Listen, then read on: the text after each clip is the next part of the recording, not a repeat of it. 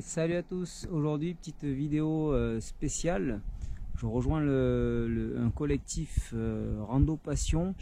L'idée c'est au travers de ces vidéos que chacun partage un petit peu sa vision de la randonnée.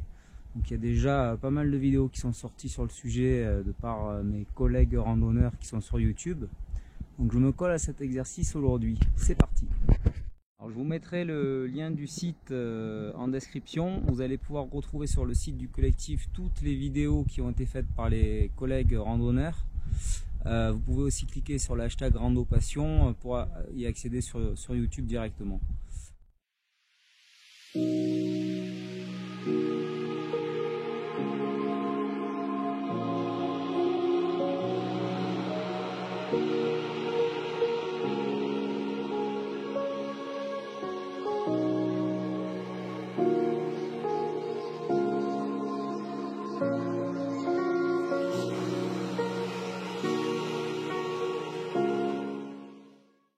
Alors avant de répondre à toutes les questions comme mes collègues, pour vous partager avec vous mon point de vue sur la rando, je me suis dit que le meilleur moyen de vous retranscrire tout ça, c'était de le faire pendant une rando. Je suis donc là aux Deux Alpes et je vais au Pied Moutet, qui est un sommet un petit peu au-dessus à 3 km avec 600 de dénive à peu près. C'est parti!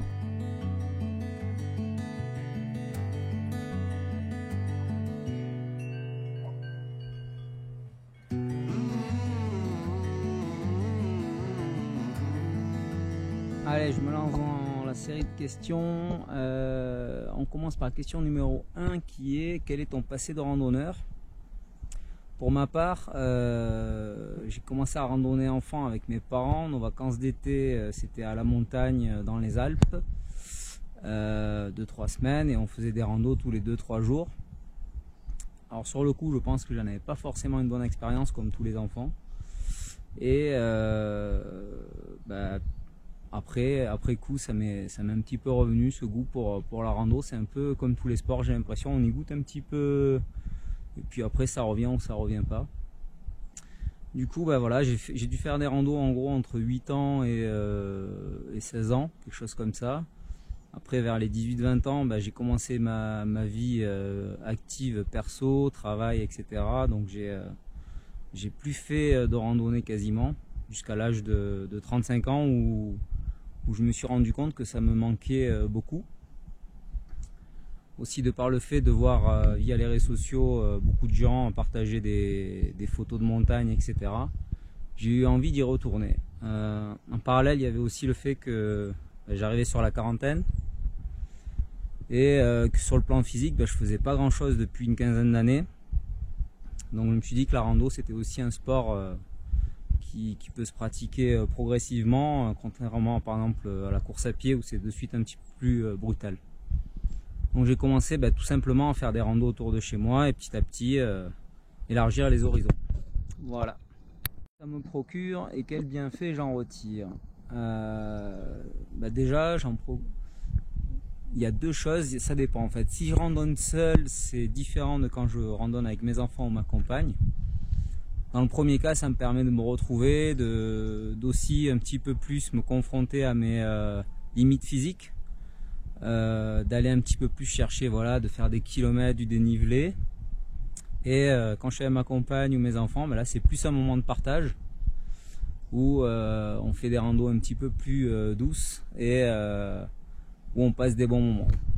À titre perso, globalement, c'est le fait de me retrouver dans la nature qui me fait vraiment du bien. Et de faire du sport, c'est quelque chose qui m'avait manqué les années précédentes. Donc voilà, je suis quand même content. Là, je vois, ça fait maintenant quelques petites années que je me suis remis à la rando et les muscles et le souffle, ça commence à progresser, donc ça fait plaisir.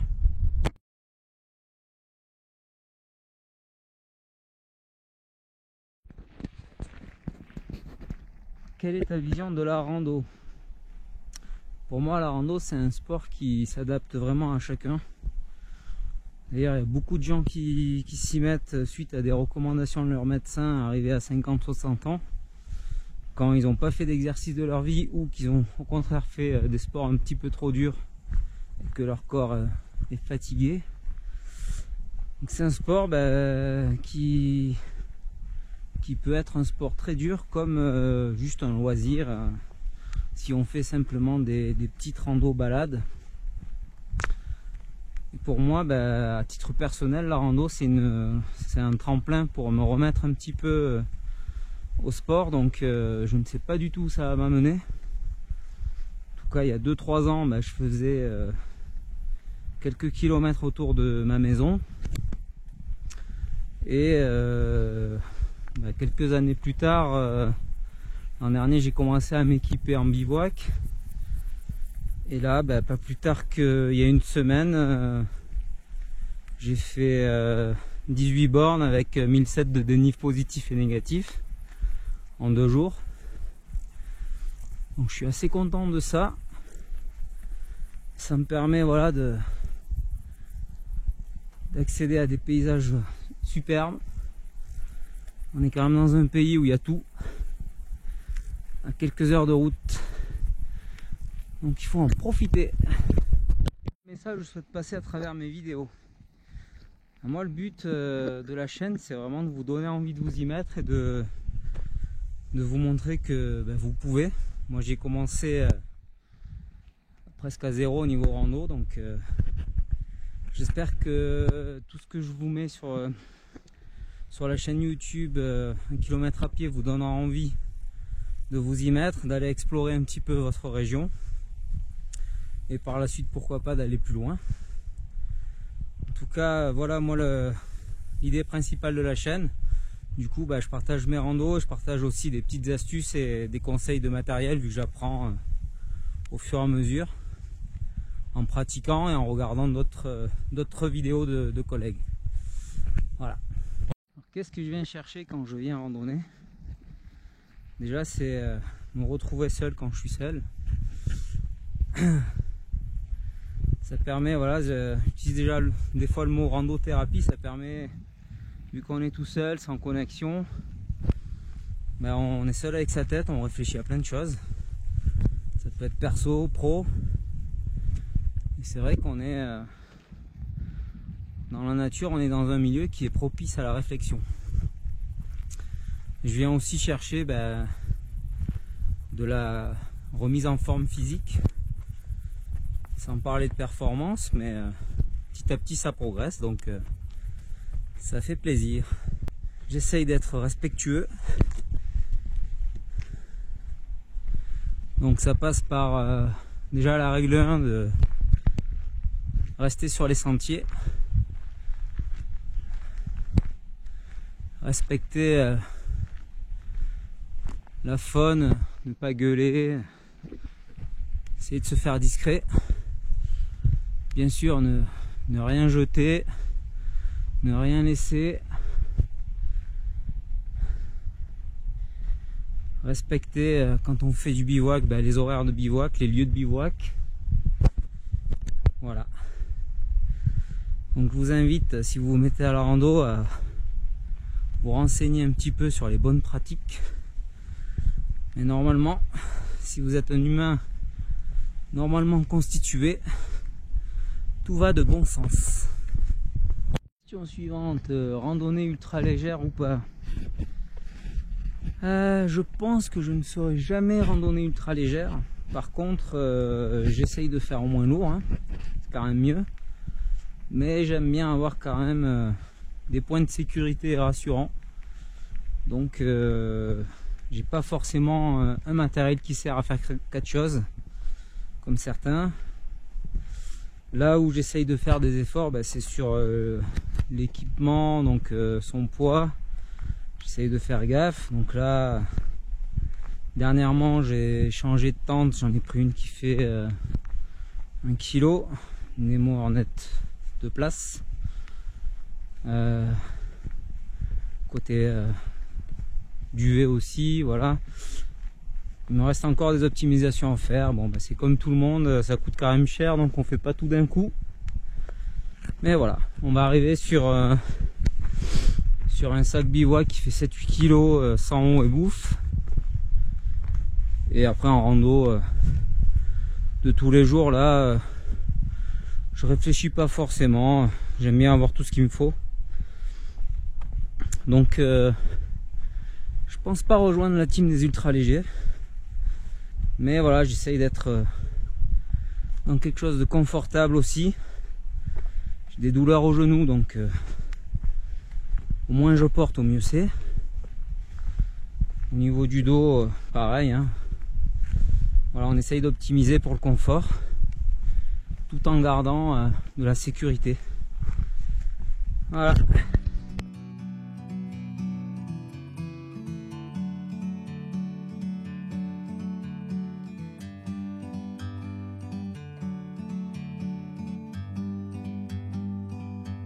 Like a bird on a tree,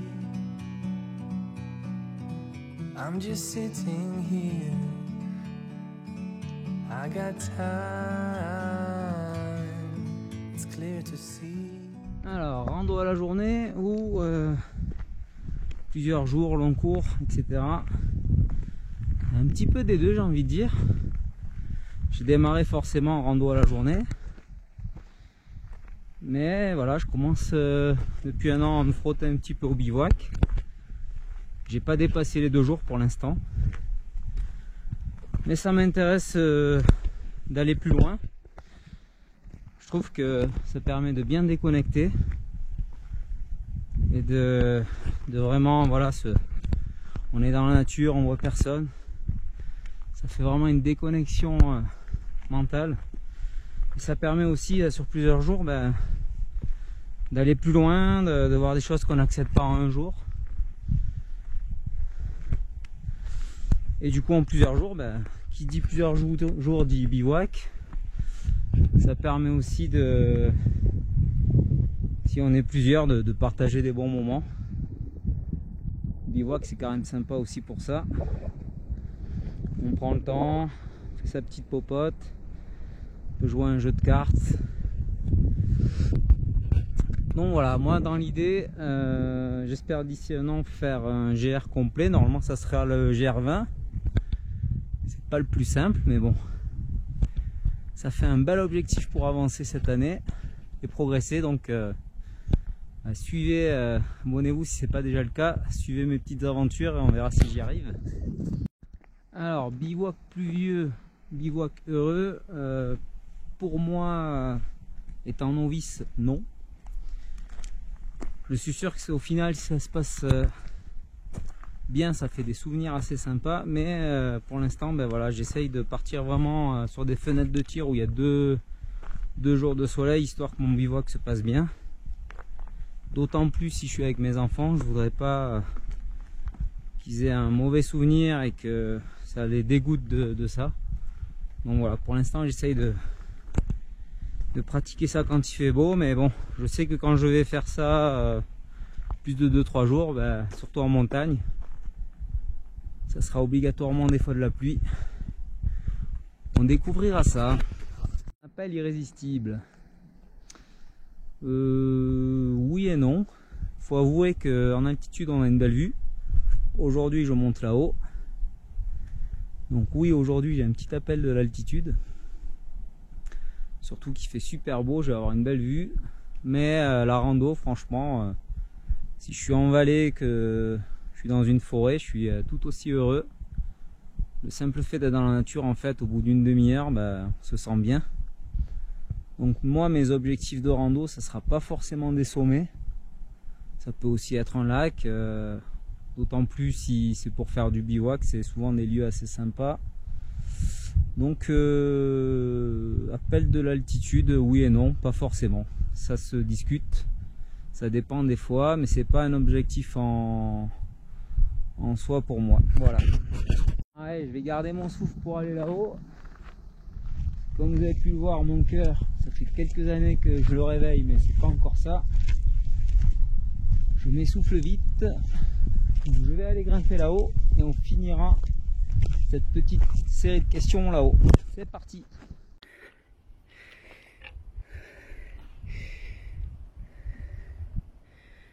Petit passage avec des cordes.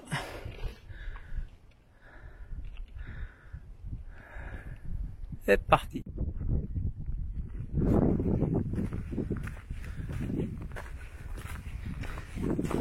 Allez, dernière ligne droite.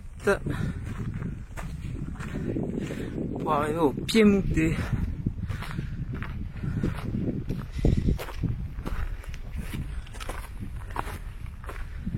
On va avoir une vue de malade.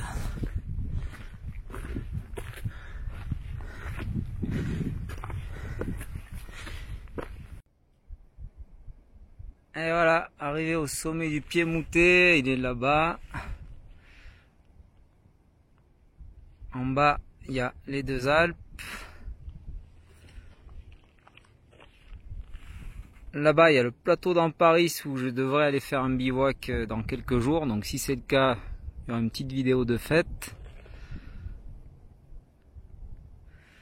En bas des glaciers, il y a le lac Kirlies que je devais faire, mais que j'ai laissé tomber aujourd'hui. Car trop de dénivelé et j'avais pas forcément le temps aussi. C'est du 13 km aller-retour avec 1000 de dénive. On a vraiment une vue magnifique d'ici.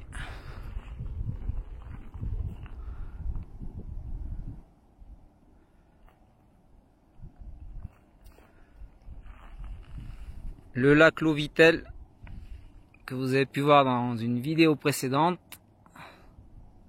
où j'ai fait un bivouac un petit peu plus haut. Et de l'autre côté derrière là, il y a le lac de la Muselle. Tout en bas, vous avez Vénosque.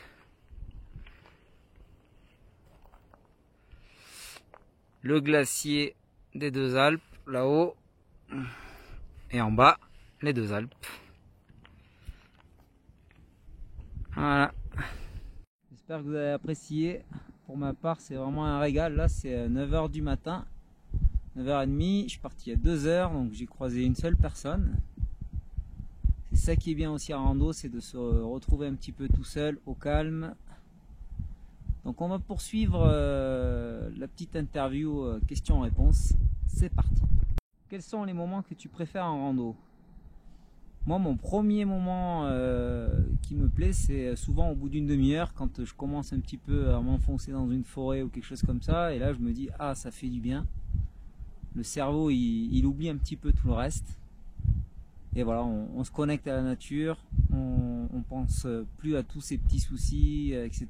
Et ça, c'est déjà un bon plaisir. Après, ben, souvent, c'est une fois que l'effort est fait, lorsqu'on arrive un petit peu à destination, un sommet, un lac, un lieu de bivouac, ça fait du bien aussi. Motivation pour aller randonner. Alors, si vous n'avez pas vu le petit 360 que je viens de vous passer, je vous invite à le revoir. Ça, c'est déjà une très très belle motivation d'arriver à un sommet et d'avoir une vue comme ça. Mais finalement, la motivation numéro 1 pour moi, ça a été vraiment de me remettre à faire un petit peu d'exercice.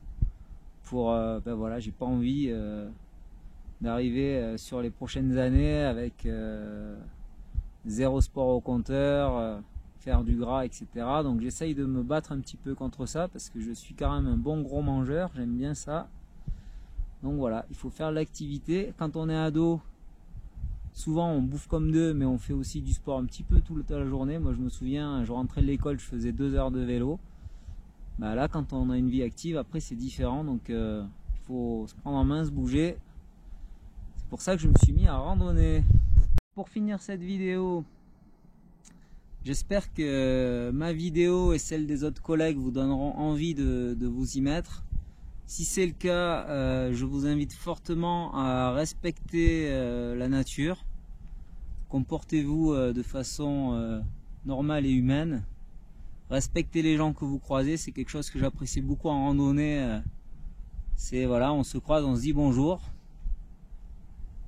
On est dans la galère, on s'aide. On est en manque de quelque chose, on demande, on a souvent. Voilà, c'est ça aussi la randonnée, c'est des échanges humains agréables. Donc si vous rejoignez ce grand club de la randonnée, j'espère que vous croisez avec le sourire aux lèvres. Pour conclure, moi ce que j'aimerais vous dire, et c'est ce que j'essaie de faire via mes vidéos à chaque fois, c'est n'ayez pas peur de démarrer. C'est vraiment le sport, je pense, qui peut être pratiqué par tout le monde. Vous pouvez commencer sur du plat dans la rue chez vous. Vous allez déjà faire quelques kilomètres et vous allez voir qu'en marchant, vous allez découvrir plein de choses que vous ne voyez pas habituellement. C'est aussi ça qui est bien avec la marche, c'est la découverte. Quand on marche, on a le temps. Moi, je suis plutôt dans cet état d'esprit-là de prendre le temps quand je fais de la randonnée. J'essaye pas d'aller vers une pratique comme le trail où on court pour aller plus loin, plus vite, quoi. C'est autre chose, hein. Je critique pas, c'est bien aussi, mais c'est pas ce que je recherche. Moi, j'ai envie, voilà, de prendre le temps, de profiter. Et malheureusement, dans la vie, c'est ce qui pêche le plus, c'est qu'on a toujours des contraintes de temps. Donc voilà, si un jour je fais un GR qu'il est prévu pour 10 jours, bah, je vais peut-être devoir le faire en 8 parce que impératif X ou Y. Alors que au fond, j'aurais peut-être aimé le faire en 15 jours, m'arrêter peut-être un jour à un refuge pendant une journée pour profiter du coin, etc. On verra ça peut-être à la retraite. En tout cas, je vous invite fortement à vous y mettre avant que votre médecin le fasse pour vous. Il n'y a pas d'âge pour commencer. Il y a beaucoup de gens qui s'y mettent un petit peu à la retraite parce qu'on a le temps et parce que pour des raisons médicales, souvent on nous invite à le faire. Donc voilà, n'hésitez pas les soirs, les week-ends à commencer à faire ça. Je vous partage sur ma chaîne régulièrement et notamment aussi sur mon compte Instagram en story des astuces pour comment trouver des randonnées, comment s'équiper, etc. Moi j'apprends au fil des années, donc je partage tout ça avec vous. J'espère que vous allez cliquer sur ce petit bouton s'abonner et qu'on se retrouvera dans les commentaires par la suite. Voilà, n'hésitez pas si vous avez des questions et bonne marche à tous.